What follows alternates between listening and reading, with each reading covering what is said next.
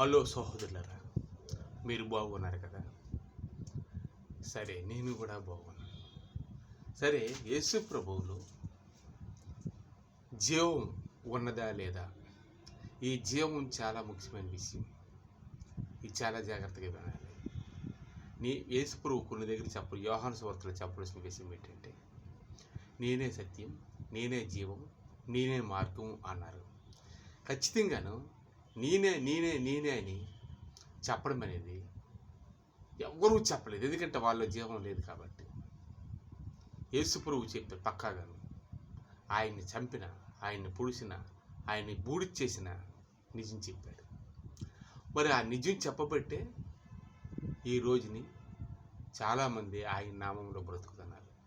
చనిపోయిన వాళ్ళు బ్రతుకుతున్నారు, జబ్బులతో ఉన్న వాళ్ళు బ్రతుకుతున్నారు, స్వస్థపడి బాగుపడుతున్నారు.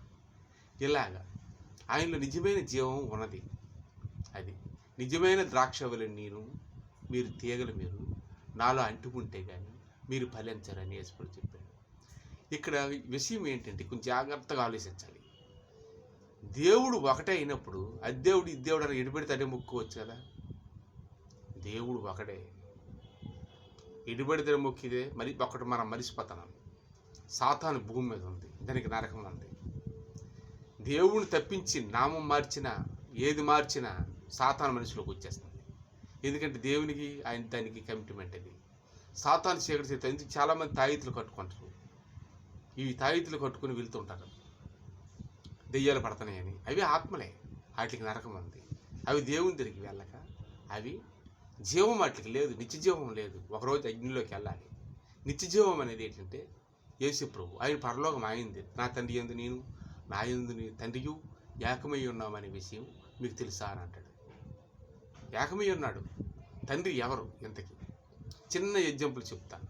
ఒకప్పుడు నాకు దెయ్యం పట్టేది. ఎగ్జాంపుల్ గారు నిజేయాలి. ఎన్నో జ్యోతిషుల దగ్గర పండితుల దగ్గరికి వెళ్ళాను.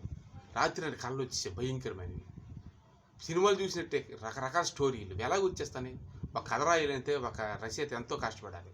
ఏటీగాక స్టోరీలు వచ్చేస్తానే పడుకున్నప్పుడు. రకరకాల పనికిరైన కాళ్ళు, దెయ్యాల కాళ్ళు, ఆ కాళ్ళు నిద్ర పట్టేది కాదు, నోరు ఆరిపోయేది, కాళ్ళు చేతులు అలా ఉండిపోయేది.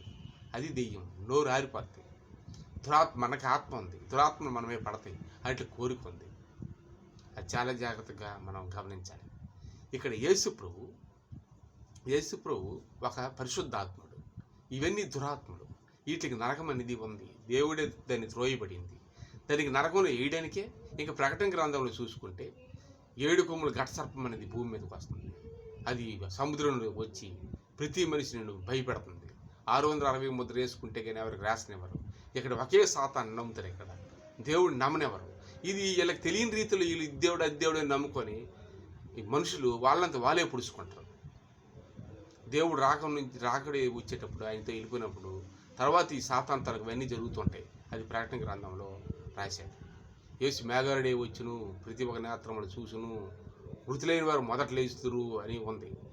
సజీవులు మనం తర్వాత లెగుస్తామని అది ప్రకటన గ్రంథం 7వ అధ్యాయంలో ఉంటుంది. ఇది నిజంగా జరుగుతాయి. అయితే ఇక్కడ ఏంటంటే యేసు ప్రభు జీవం, ఆయనలోనే పరలోకం ఉంది. ఇక్కడ ఈ దెయ్యం పట్టేటప్పుడు నాకు అక్కడిక్కడికి వెళ్ళి చాలా తాయితులన్నీ కట్టుకుంటాడు, ఎక్కడ తగ్గేది కాదు. అయితే ఒక మసీద్ దగ్గరికి వెళ్ళి వాళ్ళ దగ్గరికి వెళ్ళిన వాళ్ళు అల్లాని అలా తాయితులో ఉంటుంది. ఒక రాయిలో పెట్టి అల్లాని ఒక రాయి ఒక కాగితంలో పెట్టి వాళ్ళ తల మీద గుడ్డ చుట్టి పెడతారు. మనకి విపరీతమైన బరువు అనిపించింది నాకు, ఏంటి అని. ఎందుకంటే అది దేవుడి శక్తి. అల్లా అనేది నాకు ఊపిసింది.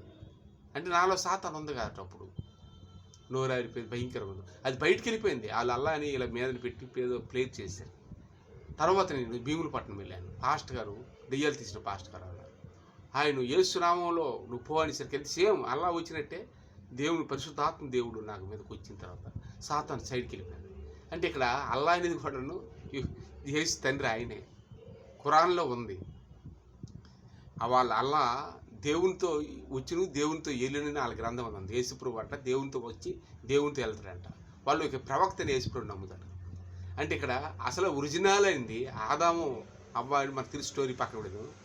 ఆ తర్వాత నుంచి అబ్రహాం గారు ఉన్నారు కదా, 2 భార్యలు. ఒక భార్య హాగరు ఉన్నారు. హాగర్తోని వాళ్ళు అల్లాని ప్రార్థించి వాళ్ళకి తీసుకెళ్ళిపోయారు. సారా అనేది ఇటు యెహోవా తీసుకెళ్ళి ఒక దేవుళ్ళే తయారు చేశారు. కానీ అల్లా అనేది ఆ ఒక హాగరు, అబ్రహం భార్య హాగరు తీసుకెళ్ళింది ఒరిజినల్ దేవుడు అల్లా. ఆ కుమారుడు యేసుప్రభు. ఇప్పుడు గ్రంథం మళ్ళీ యేసుప్రభు మాత్రం ఎక్కడైనా యెహోవా నా తండ్రిని అన్నాడా? అనలేదు. నా తండ్రి ఎందు నేను నా ఎంత తండ్రి ఏకమయ్య ఉన్నాను అన్నాడు. ఎక్కువ ఖురాన్లో యేసుప్రభు గురించి ఎక్కువ రాయబడి ఉంది, కనీమహరి గురించి కూడా. అది వాళ్ళు భార్యలు ఒకే భర్త అబ్రహం గారు, భార్య ఇద్దరు కాబట్టి ఒరిజినాలిటీ వాళ్ళు తీసుకెళ్లారు. వీళ్ళు ఈ గ్రంథాన్ని మొక్కల కింద యెహోవా వీరిని బొట్లు పెట్టుకోవడం, రకరకాలుగా బలి ఇవ్వడాలు, ఇవన్నీ యెహోవా వీరని ఇంకా వేరే సంస్థ ఉంది ఇశ్రాయేలు.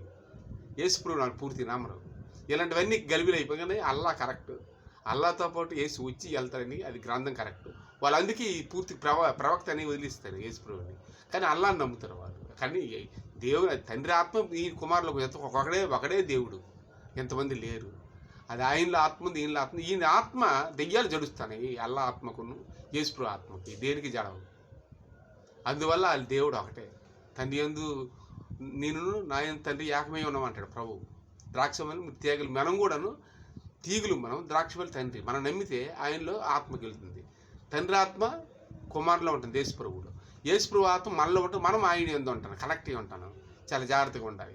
మరి యెహోవా ఆ తండ్రి ఎవరు అవన్నీ నా పెట్టుకోవద్దు, అవసరం లేదు. యేసు నామంలో తప్ప ఏ నామంలో కూడాను పరిశుద్ధత లేదని ఒక విధంగా అపసన పౌలు చెప్పాడు. ఎందుకంటే యేసుప్రభు ద్వారా ఆయన రక్షింపడ్డాడు, మనం కూడా యేసుప్రభు ద్వారా రక్షింపడతాను. మనం క్రిస్టియన్స్. అందుకే యేసుప్రభులో జీవం ఉంది, ఆయనలే జీవం. ఆయన నమ్మిన వాడు నిత్య జీవంలోకి వెళ్తాడు. ద్రాక్ష వల్ల ఆయన నిజమైన తీయగలు మనం అయినప్పుడు ఆయనలో ఉన్న సువాసన అంతా మనలోకి వస్తుంది. మనం ఆయన ఎక్కడ ఉంటే అక్కడ ఉంటాం. ఇది కనెక్షన్ ఉంది కాబట్టి ఆయనలో ఉన్న సువాసన మనలో కనెక్షన్ ఉంటే మనం కూడా ఫలిస్తాం. కాబట్టి దేవునికి స్తోత్రం. షేర్ చేయండి. Thank you.